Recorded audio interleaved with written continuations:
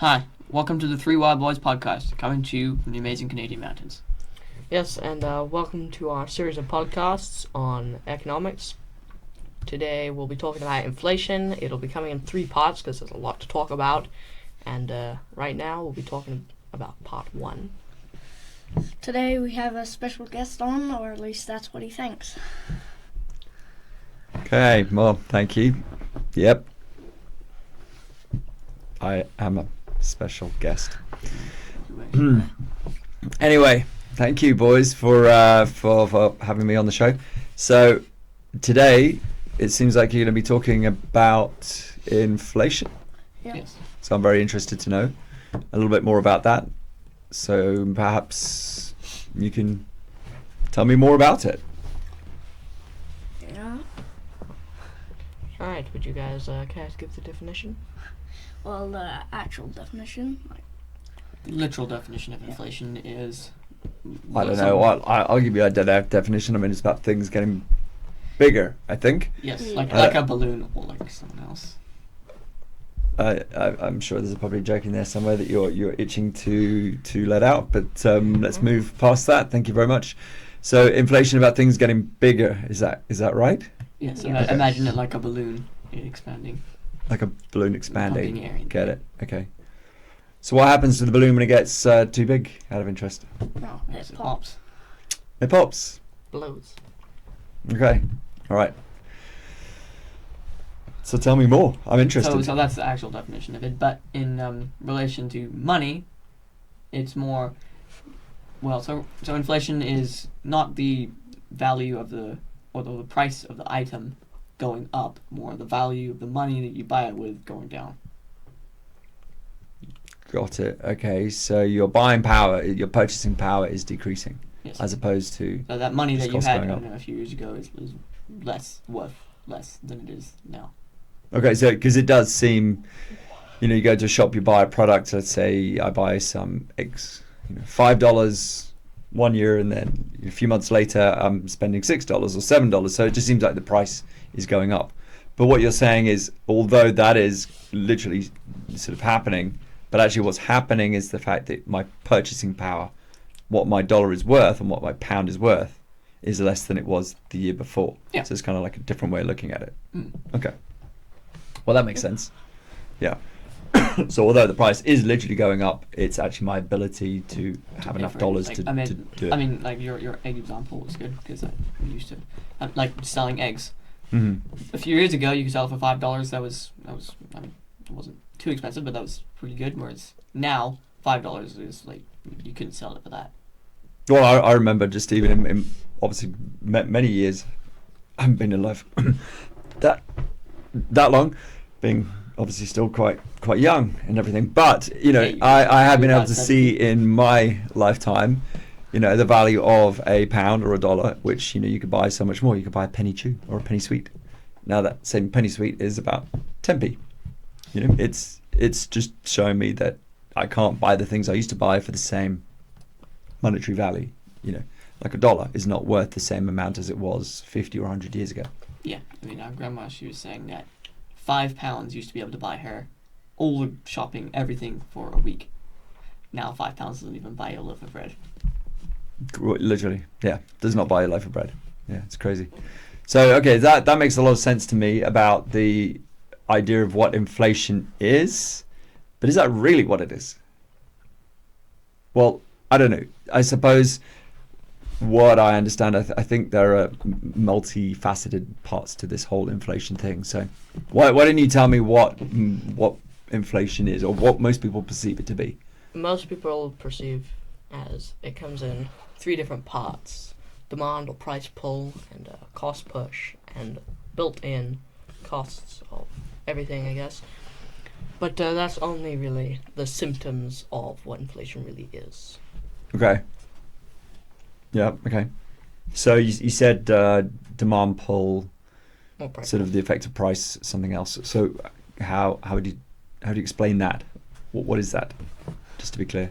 Well, that's kind of like, well, if you had Demand pull is... if you had like a pair of shoes or something, Mm-hmm. and a lot of people wanted them. Then you could put. My shoes. I can imagine why everyone would want my shoes. Yeah. I don't know. Yeah, to burn. So I'm thinking of like a shoe manufacturer. I'm thinking Nike, something like that, that produces a Or pair a of factory shoes. that has, let's say Okay. they produced I don't know, like 1,000, and there's only 1,000 pair of shoes, and like Okay. they're really cool, and after that nobody can get them ever again. And So say, then they Only. put the money. They put how much. So they charge more for it. So then everyone wants it, and just they can get more. So, well, but like more scarcity. People more want it. So they More create put the a price false up because scarcity or more just people scarcity. want it. Yeah. Okay. So if something is in high demand, but there isn't much of it, demand goes up. Yeah. Which, well, obviously, the resultant effect would be prices go up. Yeah. If you've got 100 people It's- wanting one product, It's everyone's literally going to scarcity. start bidding, aren't they? You They're can going to, notice yeah, a bit like an more auction. More people will be prepared to pay more than the actual Yeah. price for it. So like an auction, something like that. You know, Yes. people will outbid each other to get that thing. And on a global economy, that's something that will apply in a similar fashion. If there's only a certain number of products, right? Yeah. Okay, so Charging more that's because you can. demand pull or price affected inflation. So that would seem like prices are going up, right? Although prices aren't really going up, Prices that's aren't going really up, it's just for a specific item, because say you had Yeah. 1,000,000 pairs of those shoes and 10,000 people wanted them, it wouldn't be like that. So it's only it's I guess it's specific to the circumstances. But you could have something like a commodity like oil or something Something like like that, that's what's that, being used. whereby, you know, if certain amount is being extracted and processed, etc., then But it's you know, also but the demand is unlike a really pair of shoes, high. which will last you a Or few something years. valuable. Oil doesn't. Something about okay, yeah. But basically, the simple effect is the fact that the price will go up if it's in more high demand, hence demand pull. Okay, so you mentioned, Orson, you mentioned another one, Cost which push. is cost push. Okay, Yeah, so cost push is the cost of production or where the raw materials come from. So if a manufacturer of, say, shoes, where they get the rubber from or the material, where that comes from, the price goes up there. So when they buy it, it's more expensive, so they have to charge the customers because they're not making any profit. In fact, they're pretty much losing money because they have to pay more to get the materials. Or So- say you paying. You They- sell the shoes they for have to $10, then- but the way you get They can't support it all on their own, so they put some of the price down to the customers. So right. the price goes up for the customers. So they can't swallow the cost of the increase in production. Mhm. So if your natural resources go up or your resources go up, as you said, like rubber for shoes or say car manufacturing, steel goes up in price.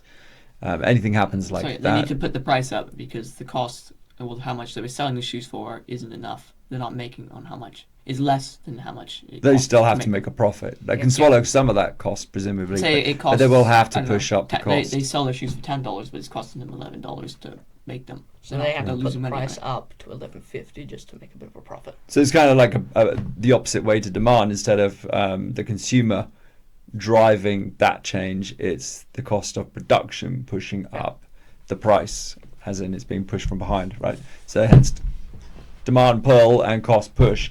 The cost is going up because that makes total sense. I get that. And we see that across the board, right? So lots of things going up, natural resources, commodities, etc. So therefore the cost of that particular, I mean, we're going through an experience now, I suppose, with tariffs, right? So as the tariffs are being applied through countries all around the world, that cost of production is going up for the manufacturers, etc., and they're having to push up the cost as well. The resulting effect of that is the consumer Mm. has to pay more for a product. So yes, cost push. So that's pretty clear. Okay, but again, that seems almost symptomatic of the whole process, because if there is a finite money supply and it's pretty rigid, some of these effects wouldn't be able to happen. But I suspect you might have some more to talk about in that arena later on. So you said there's a third mechanism at play here, built in. built in. What does that mean? built-in would be something like, I don't know, someone who has very low, so they work, but their actual like work running costs aren't very much. Say, I don't know, like a gardener who does their next door. They don't have much. They don't really use much. They don't have to drive very far. Subject to things like cost push. Right. So they don't have much. Exactly. They don't have much of their working costs aren't much. That it doesn't cost them much to do that, but their actual So they don't have raw materials necessarily, and they're not so like a producing car, product in that way. You have so to get all the metal and the rubber and stuff like that. So you have to buy that, and if that goes up, then you have to put your price up. Whereas they don't have anything; they're not subject to that because there's nothing. They're not buying anything really. So like their running cost is low, but their actual just daily costs are going up. So they have to put their price up, not because their actual running costs are too high, but because their actual cost of living is too much. So their living costs.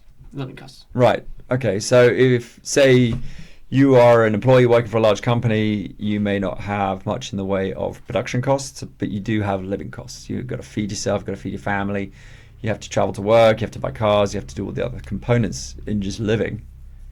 But you're not producing a product, so you're not subject to fluctuations in commodity prices or anything else. That's not affecting your production costs because you don't really have any, and you're not really supplying anything in the sense of producing anything, and therefore it's not really subject to demand in the same way.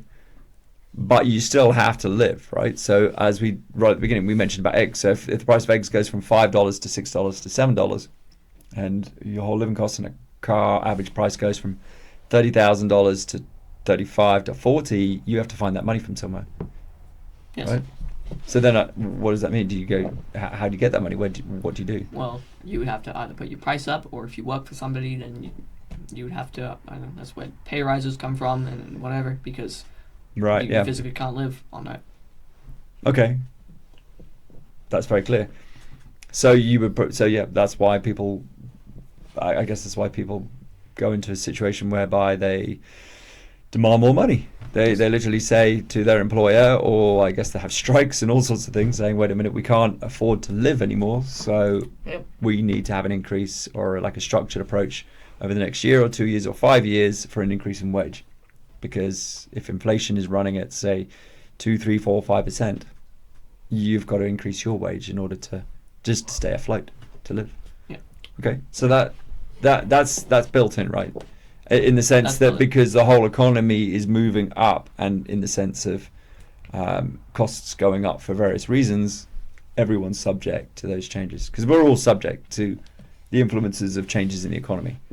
Yeah, Right. and that's why it's called built-in, because it incorporates all of the other two and everything else.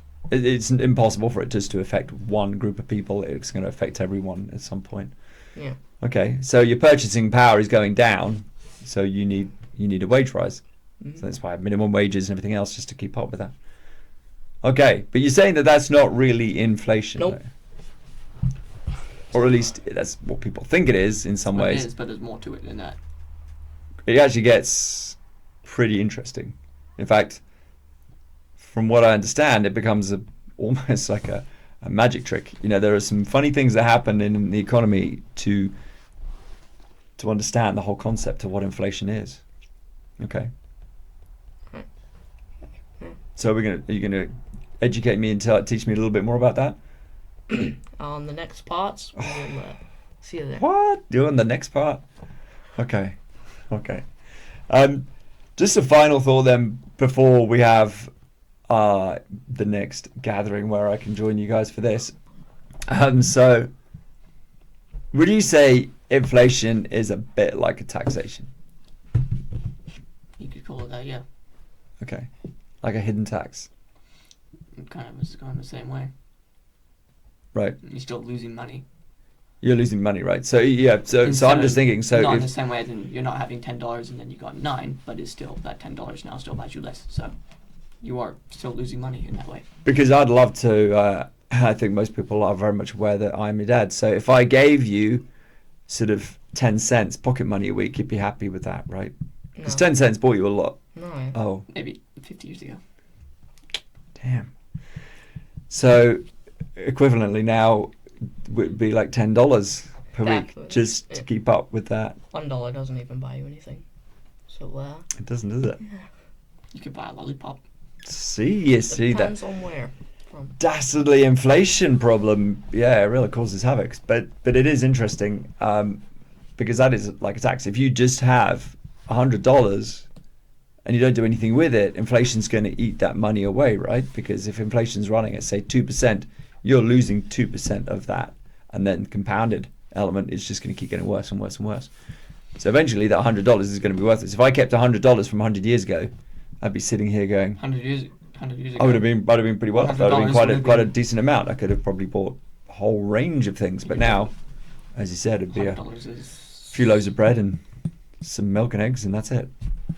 that's a breakfast. It's a breakfast. It's not even dinner out. Nope. Interesting. Okay. Yeah. We're gonna go through that process, right? Of 2 more videos. Yep. Two Well, more that's the parts. plan. Okay. Excellent. I am genuinely looking forward to it.